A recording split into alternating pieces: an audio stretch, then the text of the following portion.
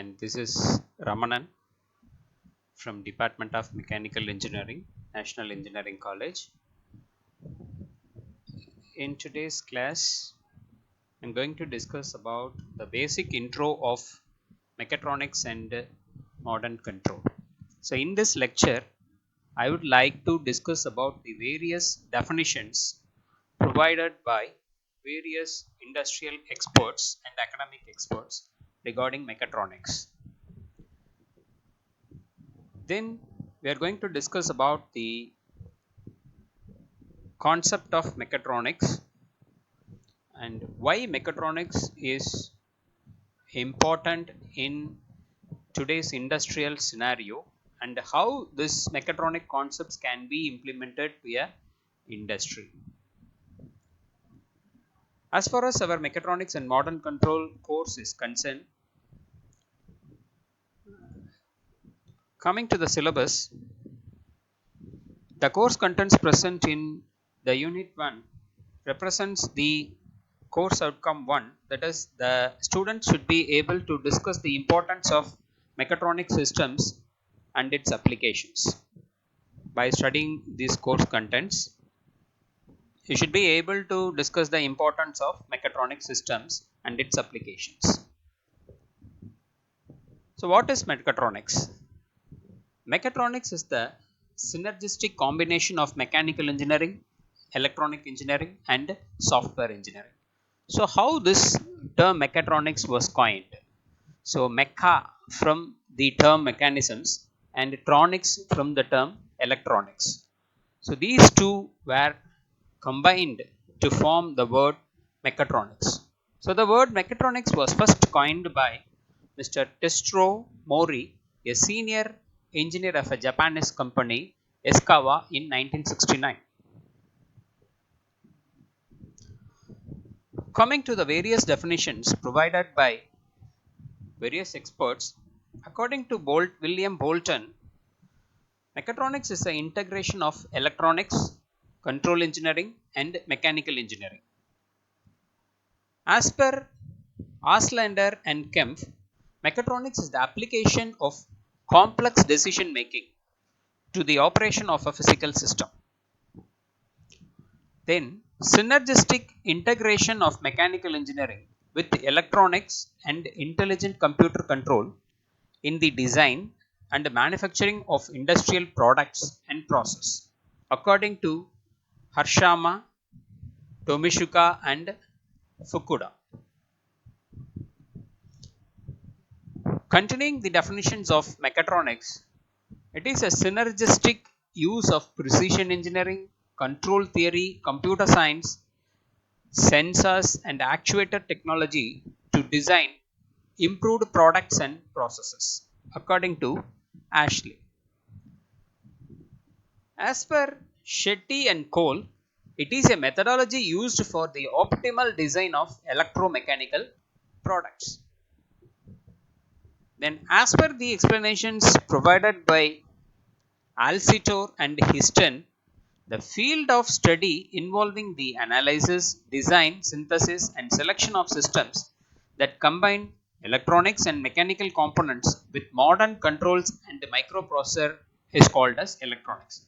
Like this, you can find so many definitions related to mechatronics and mechatronic system if we Google with this site. Now, coming to the working definition of mechatronics. Mechatronics is the synergistic integration of sensors, actuators, signal conditioning, power electronics, decision and control algorithms, and computer hardware and software to manage the complexity, uncertainty, and communication in engineered systems. This is the working definition that we have to have as far as our system is concerned. Mechatronic system.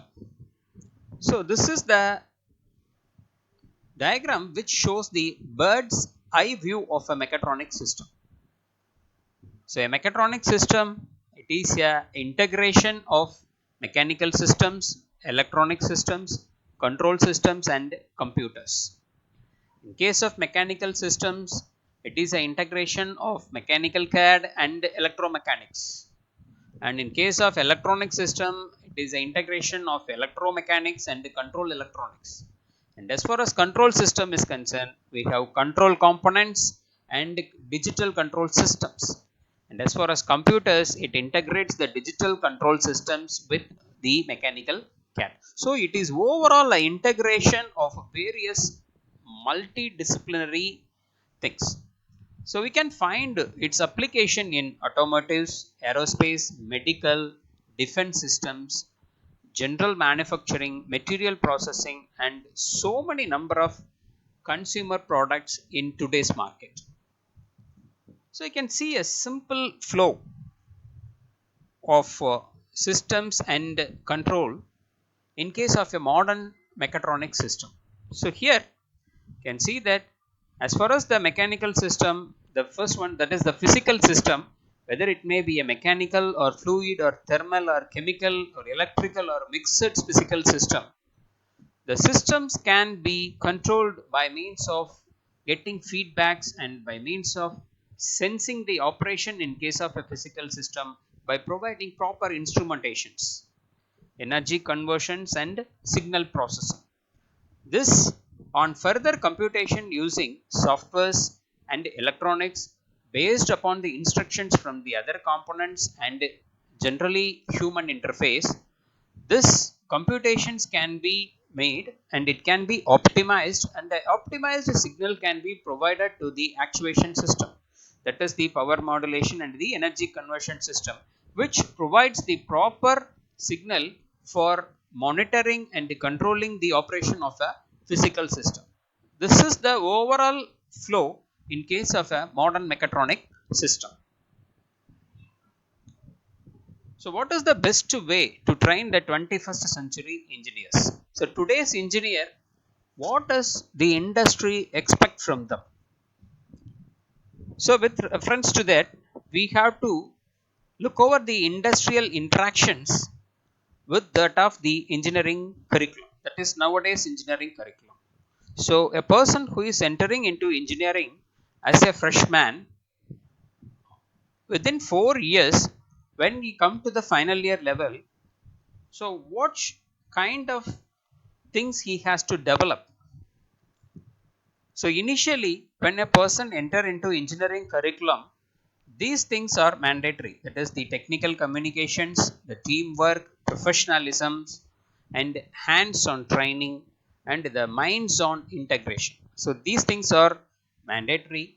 So how this can be executed?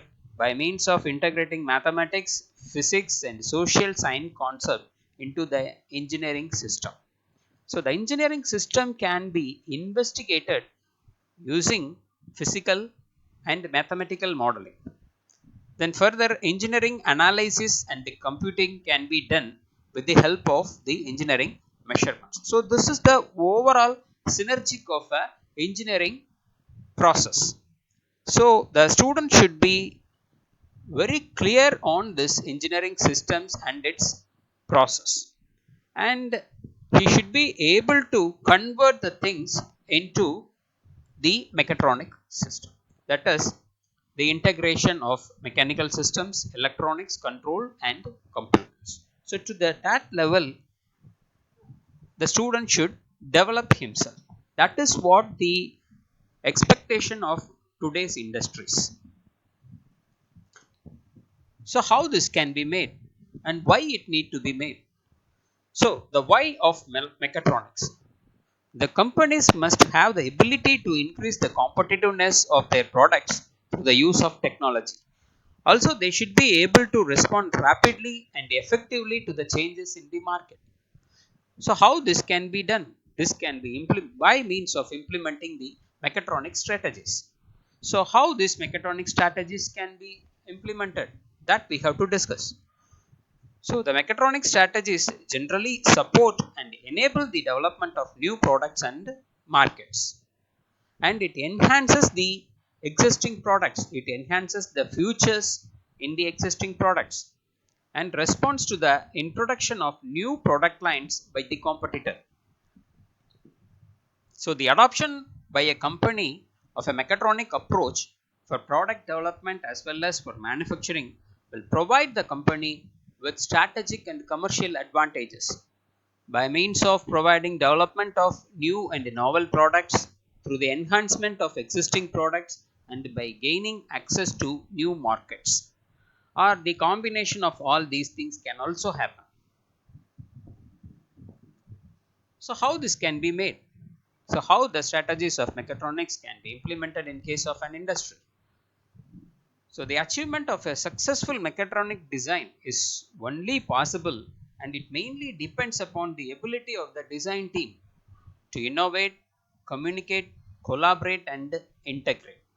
So it is the major role of a mechatronic engineer to bridge the gap or the communication gaps that exist between the specialized team members and specialized colleagues in order to achieve the objectives of the collaboration and integration. So this is important during the design phase of a product, during the design phase of product development, and particularly in relation to the requirements of definition, because there is a chance of errors for occurrence during this stage and while implementing and integrating the mechatronics process, so which may lead to huge amount of cost penalties. So the evolution of mechatronics, this thing need to be considered. So the technological advances in design, manufacturing and operation of the products, devices can be traced by means of the industrial revolution, that is specifically the semiconductor revolution, which has become a drastic changes in the information technology. So it has allowed the design of products and process for energy conversion, transmission, is allowing the use of energy to do useful work. So engineering designs nowadays were largely mechanical, that is examples like operations of motion, transmission, sensing, actuation, computation were performed using the mechanical components like cams, gears, levers and linkages. But these are purely mechanical systems which may suffer from power amplification inability and energy losses due to tolerances, inertia and friction. So this can be overcome by means of the evolution of mechatronics and by implementation of the mechatronic process and strategies. So mechatronics have evolved through the following stages, that is through four levels. So primarily in early stages of 1700s and 1800s, after that is the integrates the electrical and signals with mechanical action.